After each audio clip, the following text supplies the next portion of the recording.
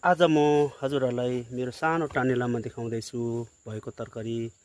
यो जुन छ डोले खोर्सानी फल्न सुरु भएको हेर्नुहोस् यस्तो छ हैन। अनि यो जुन बोडी लटरममा छ, यो जुन बोडीहरू छ अनि एकदमै राम्रो। अनि अझै नयाँ बोडी छ, धेरै झप्पा झप्पा बोडी फुलेको छ। अनि यो खोर्सानी हो, यो राँगे खोर्सानी भन्छौँ हामीले। एक दानाले एउटा राँगाको मासु सबै पिरो बनाउँछ भन्छ। यो बोडी छ। अनि यो धनिया हो, तपाईँले हेर्न सक्नुहुनेछ।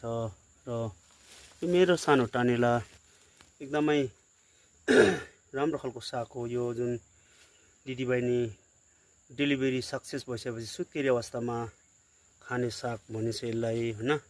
अनि यो लाटे साग हो।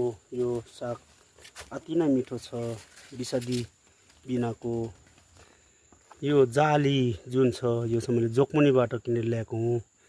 यो जाली ल्याएपछि यो भित्र कुखुरा छिर्नु पाउँदैन। र मेरो सानो यो टानेला यस्तो छ हजुर।